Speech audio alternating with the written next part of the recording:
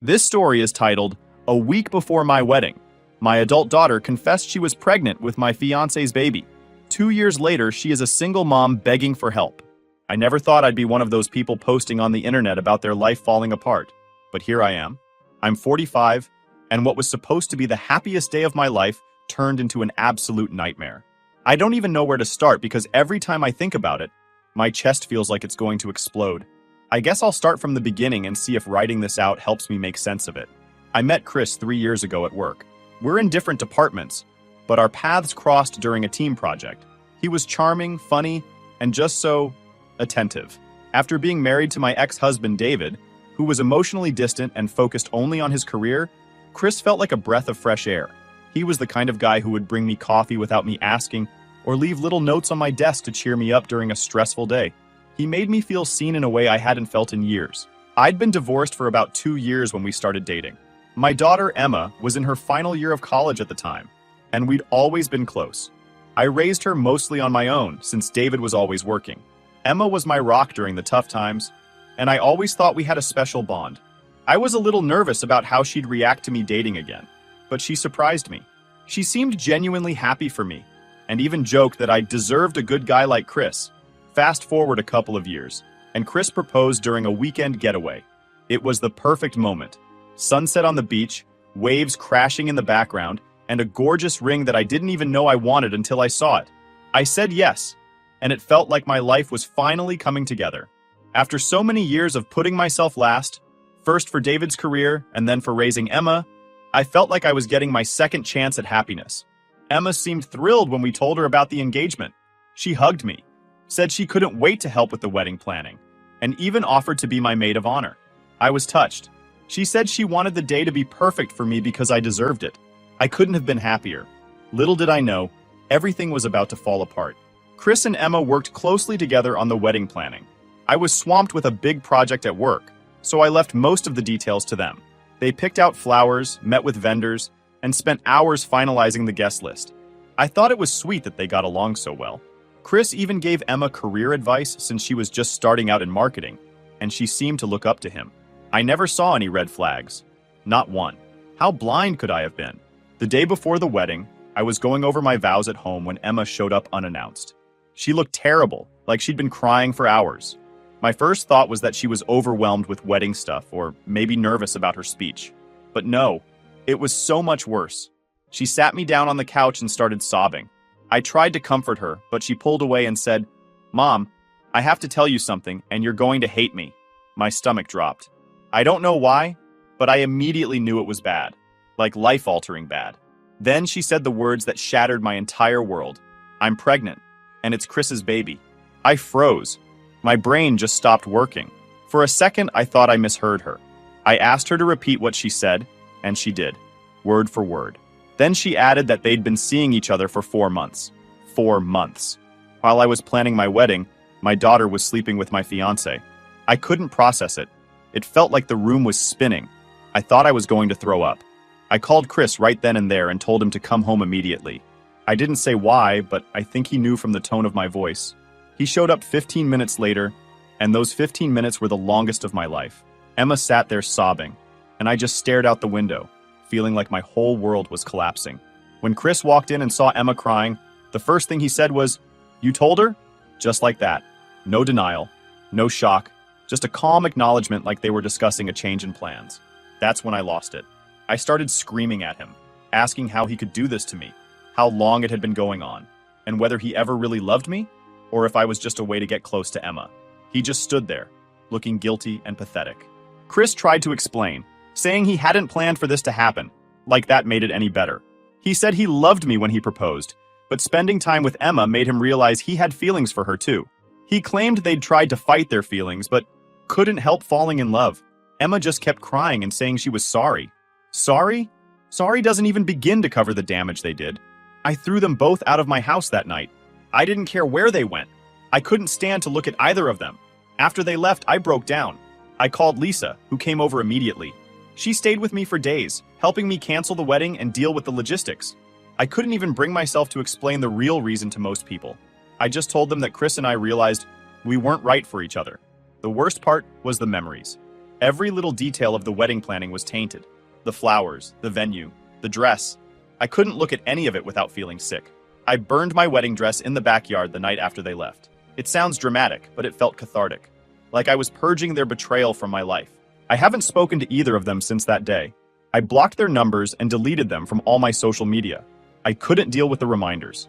Emma was my daughter, my flesh and blood. I raised her, loved her, and sacrificed so much for her. And this is how she repaid me? As for Chris, I thought he was the love of my life, but he turned out to be the worst mistake I ever made. Right now, I'm just trying to pick up the pieces of my life and figure out how to move forward. It's hard though. Everywhere I turn, there's something that reminds me of them. I can't even go into my living room without picturing Emma sitting there, crying and confessing. I don't know if I'll ever be able to forgive them. Part of me doesn't want to. They destroyed everything I held dear, and I don't know if I'll ever be the same again. Anyway, thanks for reading if you've made it this far. I just needed to get this off my chest. Maybe writing it all out will help me figure out what to do next, because honestly, I feel completely lost. It's been a couple of weeks since everything fell apart, and I'm still struggling to wrap my head around it. Life doesn't feel real anymore.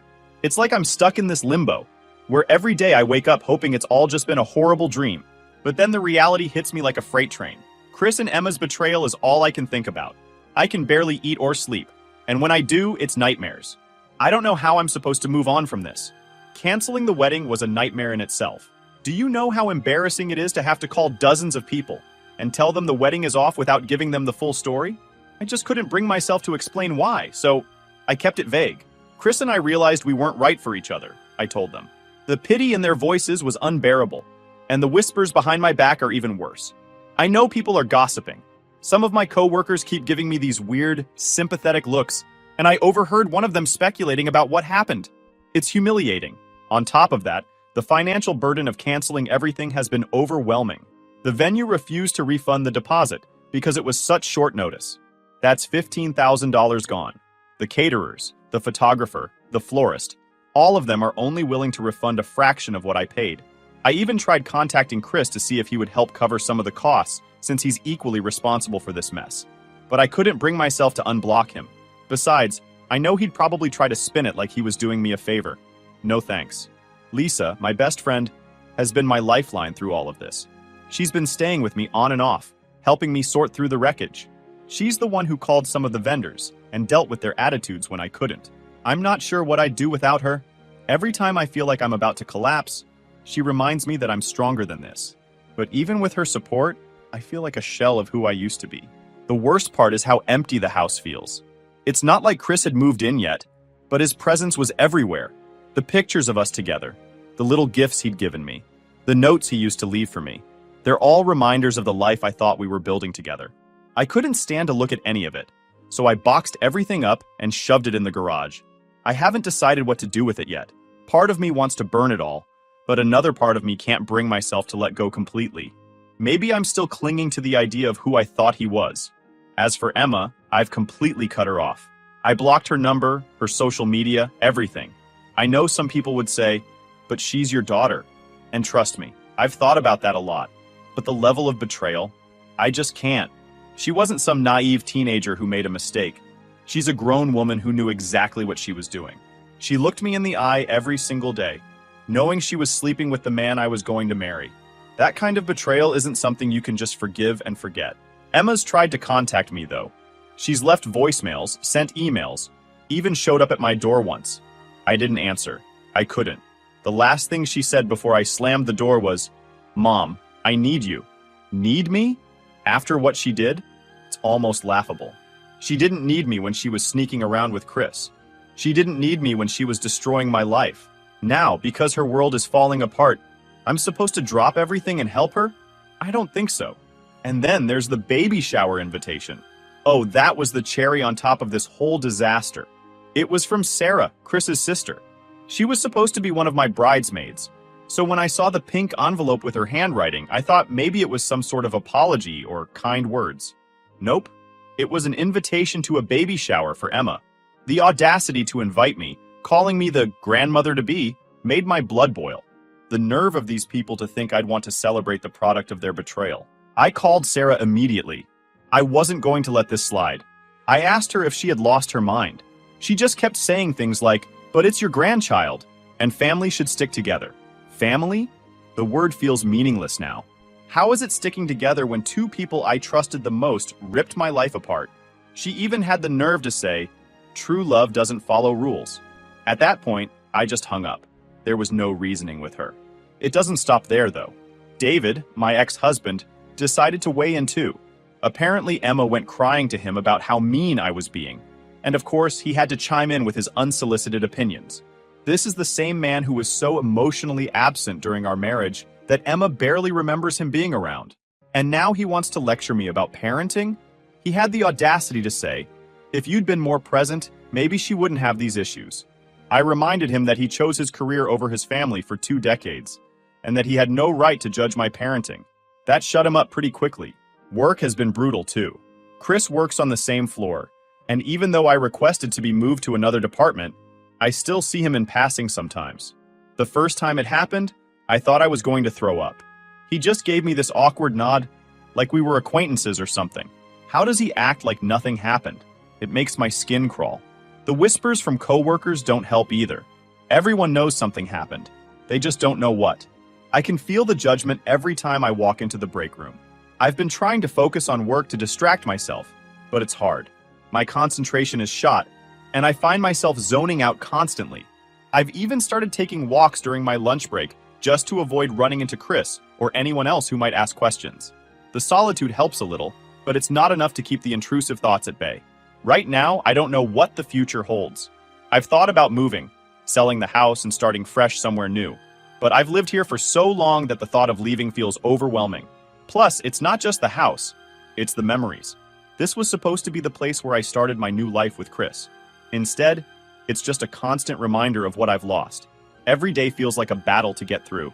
I know people say time heals all wounds, but this feels like it's going to leave a scar that will never fully fade. I don't know if I'll ever be able to trust anyone again. How could I, after being betrayed by the 2 people I thought I could count on the most? For now, I'm just trying to take it one day at a time. It's all I can do. All right, everyone, before we dive into the update, I have a small request. We put a lot of effort into finding these incredible stories for you every single day, and your support means the world to us. If you enjoy our content, please consider subscribing to the channel. It really helps us grow and allows us to continue bringing you more amazing stories. Thank you. Now, let's move to the update. Update 1 point. It's been a few months since everything happened, and I thought I had hit rock bottom. Turns out, I was wrong. I'm back here because the situation has somehow gotten even more insane. Just when I thought I had all the answers, the universe decided to throw me another curveball. This time, it came in the form of a random message from someone named Rachel. I didn't recognize her name at first, but she introduced herself as Emma's friend from college. She said she had something important to tell me about Emma and Chris, and while I was hesitant to even respond, something in her message seemed urgent. We agreed to meet for coffee, and I honestly didn't know what to expect. Was this someone looking to stir the pot? Or was it legit? Rachel looked nervous when we sat down, and her first words were, "I've been debating whether to tell you this for months." My heart started racing because, after everything I've been through, I didn't think I could handle more drama. But what she told me completely blindsided me. Rachel revealed that Emma had been dating someone else, Alex, before she started seeing Chris. Apparently, they'd been together for about 6 months, and Emma suspected she was pregnant with Alex's baby even before Chris was in the picture. My stomach dropped. Rachel then showed me screenshots of text conversations between her and Emma. In those messages, Emma admitted that she'd calculated the dates and knew the baby couldn't possibly be Chris's. But instead of coming clean, she saw an opportunity. Emma told Rachel she had started feeling something for Chris during the wedding planning and thought he would be a better provider than Alex, who was struggling with his career. She confessed to deliberately getting closer to Chris, knowing he was attracted to her. Reading those messages made me feel like I was in an alternate universe. My daughter, who I thought was naive and caught up in a mistake, had actually calculated every step of this betrayal. It got worse. Emma had apparently used the pregnancy as a way to secure Chris, thinking he'd leave me for her, and they'd build this perfect little family together. She never intended for me to find out before the wedding. Her plan was to keep up the facade until she could announce the pregnancy as Chris's after the fact. But when the guilt became too much for her to bear, she confessed, likely because the timing of the baby would eventually expose her lie.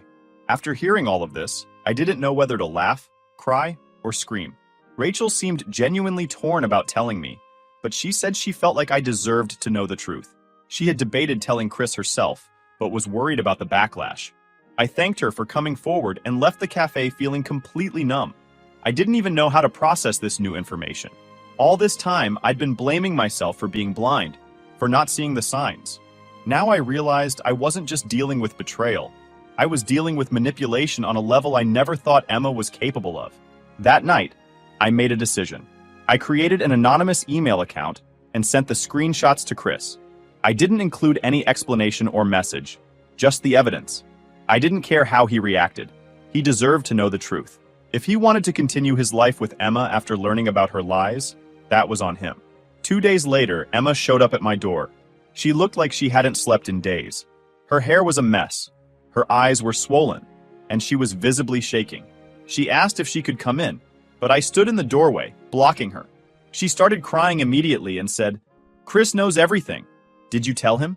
I didn't answer, but the look on her face told me she already knew the answer. She said Chris had confronted her about the baby's paternity and demanded a DNA test. When she refused to take one immediately, he packed his things and left their apartment. Apparently, he's staying with a friend now and won't even talk to her until the test is done. Emma kept saying she never wanted things to get this messy, that she really loved Chris and wanted to build a life with him. I could barely stand to listen to her. I asked her if she remembered the day she told me about her affair. I reminded her how she had stood in that exact same spot, crying and begging for forgiveness. I told her that she had destroyed my life and that karma had finally caught up with her. She tried to defend herself, saying she was scared and confused and didn't know what to do. But to me, those are just excuses. She had plenty of chances to come clean, and she chose to lie instead. Before she left, she asked if I could forgive her. She even tried to guilt me by saying, "I just want my mom back." I told her I wasn't ready to forgive her, and honestly, I didn't know if I ever would be. She left in tears, and for a moment, I felt a pang of guilt. But then I remembered everything she'd done, and that guilt disappeared. Later that week, I heard from Sarah, Chris's sister. She's usually so self-righteous, but this time she actually sounded worried. She told me that Chris had been drinking heavily since finding out the truth. Apparently, he's been spiraling, questioning everything about the relationship. She said he's not even sure if he wants to be involved with the baby, assuming it turns out to be his. I didn't know what to say. Part of me felt vindicated, but another part of me just felt sad. This entire situation is so messed up, and everyone involved is suffering because of Emma's lies. As for the paternity test, it's supposed to happen in the next few weeks. I'm not sure what the outcome will be, but at this point, I almost don't care. Whether the baby is Chris's or Alex's, it doesn't change the fact that Emma and Chris betrayed me in the worst possible way. Even if the baby isn't Chris's, I don't think I'll ever be able to look at my daughter the same way again. Right now, I'm just trying to take things day by day. Some days are better than others, but the weight of everything still hangs over me. I've started going to therapy, which has helped a little, but there's no quick fix for this kind of pain. Every time I think I've turned a corner, something new comes up and pulls me back into the mess. I don't know what's going to happen next. Maybe Chris will walk away for good, or maybe he'll stick around for the baby. Maybe Emma will finally take responsibility for her actions, or maybe she'll keep trying to justify them. All I know is that I need to keep my distance. I've spent too much time and energy on their chaos, and I need to focus on myself for once. If I thought I had reached my limit before, the last few weeks have shown me otherwise. It feels like every time I start to put one piece of my life back together, another part falls apart. After Chris demanded the paternity test, things between him and Emma completely unraveled. And of course, the fallout somehow landed back at my feet. It's like I'm stuck cleaning up a mess I didn't make. The paternity test confirmed what Rachel's screenshot suggested. Chris is not the father. The baby is Alex's. I wish I could say I was surprised, but honestly, at this point, nothing shocks me anymore. What did catch me off guard was how quickly everything fell apart for both Chris and Emma after the results came in. Chris completely broke down when he got the news. I didn't hear this from him directly, of course. I've kept him blocked and have no intention of ever speaking to him again. But Sarah, his sister, reached out to me, again, to share her concerns.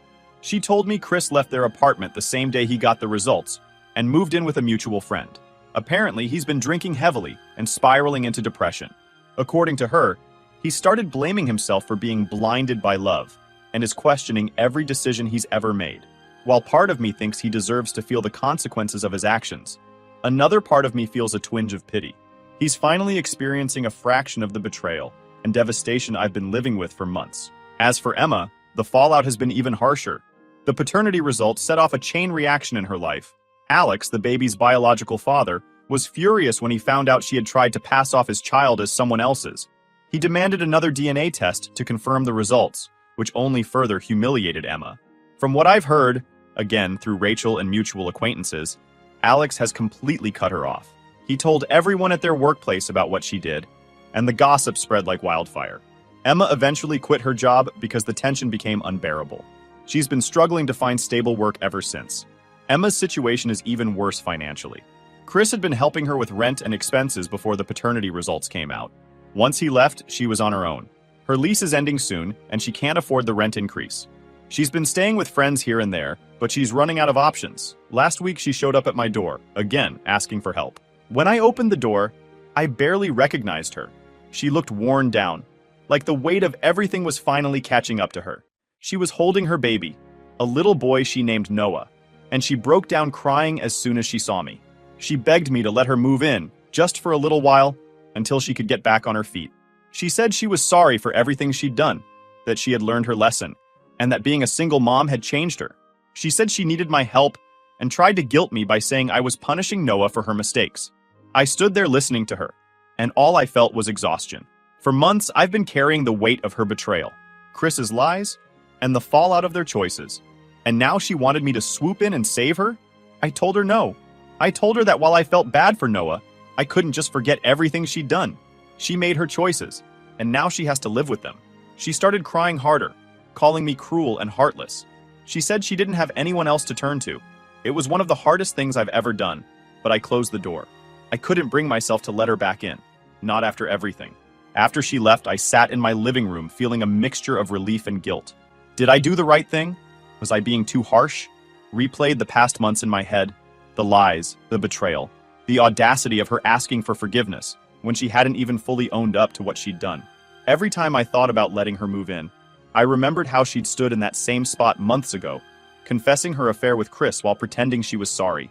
I remembered how she had lied to me, manipulated Chris, and torn my life apart. And then I knew I'd made the right choice. Forgiveness is one thing, but letting her back into my life is another.